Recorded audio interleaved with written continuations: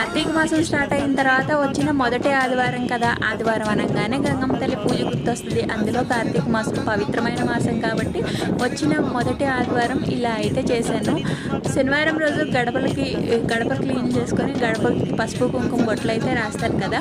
శనివారం రోజు అయితే నాగుల చవితి వచ్చింది కాబట్టి పొద్దున్నే వెళ్ళి పుట్టలో పాలు పోసి వచ్చాము. సరే ఆఫ్టర్నూన్ అయినా గడపల క్లీనింగ్లు అవి చేసుకొని చేద్దామనేసరికి ఎందుకో బతికించాను అనమాట. ఇంకా అందుకనే సండే రోజు కొంచెం వర్క్ ఎక్కువయ్యి ఇక ఇవాళ పూజ చేయడానికి 11 అయిపోయింది. టైం కొంచెం ఎక్కువ తీసుకున్నా కానీ నాకు సంతృప్తి ఇచ్చేటట్టుగా పూజ చేద్దాం అనుకున్నాను. మొత్తానికైతే ఇలా మొదలు పెట్టాను. కార్తీక సోమవారం మొదలు పెట్టాలి అనుకుంటే ముందైతే గంగమ్మ తల్లి దగ్గర ఆశీర్వాదం తీసుకొని మొదలు పెడతానమాట.